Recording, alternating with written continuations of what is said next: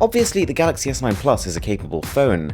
In fact, by most metrics, it's the most powerful mobile phone on the planet. So one of the big questions I've been getting is, what is the gaming experience like? It has maybe the best and brightest display ever seen on a smartphone and vastly improved surround sound speakers, which make it on one hand blissfully immersive. But there is a little bit more to it, so we're going to go through a series of games getting more and more demanding, and we've got some pretty interesting findings. Alright, so I'm rocking the S9 Plus, which by default has 6GB of RAM, and this is the Exynos 9810 version. And the expectation is that this is a little faster than the Snapdragon version, but performance is roughly on par. Starting things off with a 2D game like Flippy Knife, obviously performance is silky smooth. You're getting 60 frames per second without a hitch. But one thing you may not have guessed is that whilst the display is head-on, one of the brightest and most beautifully colourful displays that makes even 2D games shine, it suffers from a serious amount of glare. If you're outdoors with this phone and you tilt it severely in any direction, the screen becomes much less easy to read. Now bear in mind, this is a problem that occurs with a lot of smartphones. This is not unique to the Galaxy S9, but it's particularly noticeable on this one, and the effect is a little bit more severe.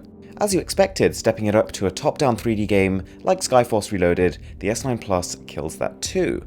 But so did the last generation of phones. One thing a side-by-side like this does bring to attention though is speaker quality. The S9 Plus has a dual speaker arrangement, with the downwards firing and the earpiece both working together. And the earpiece is louder than you'd expect, louder than a lot of other phones using this arrangement, so you actually get a nice, balanced, directional audio.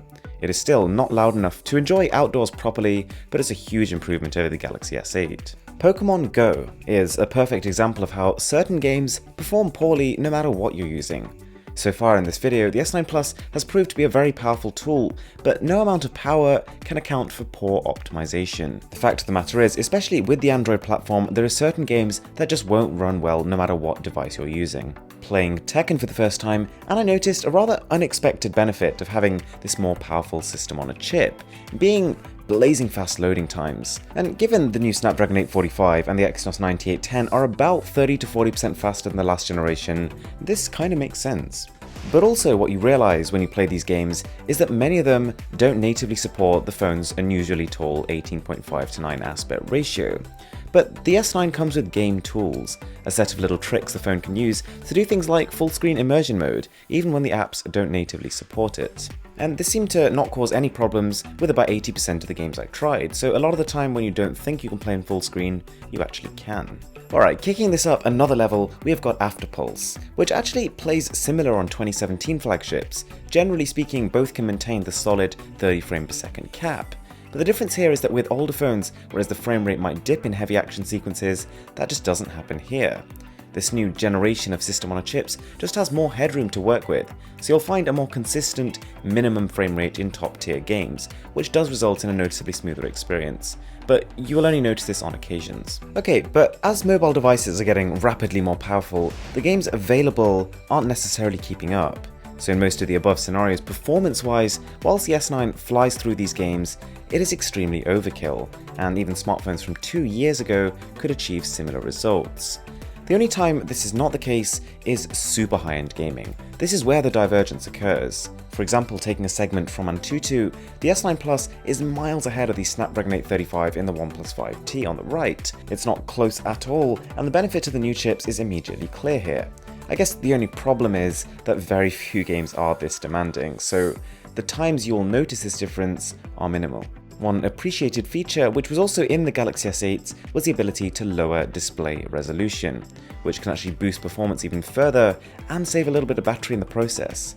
And theoretically here, because of the more efficient chipset, the battery on this phone will be better than last generation. But this is something we're going to test fully in a dedicated battery drain test video, so if you aren't already subscribed, make sure you smash that subscribe button down below, because we've got a lot of cool stuff coming. So whilst it's a little bit too early to make any conclusion on the Galaxy S9's gaming performance, it is a very powerful phone that is going to play every single title out there at least as good, if not better, than previous generations. The brand new speakers hugely complement the gaming experience, and combined with the even brighter display than before, you've got basically the best gaming experience on a mobile phone right now. The only two potential hindrances to this are the fact that perhaps this extra power is wasted on almost every Android game right now, and also the fact that even though this display is so bright, it does suffer from a bit of glare. Alright guys, if you haven't seen our other Samsung Galaxy S9 videos, I'm going to leave them as an end screen to this one. And with that being said, my name is Aaron, this is Mr. Who's the Boss, and I'm signing out.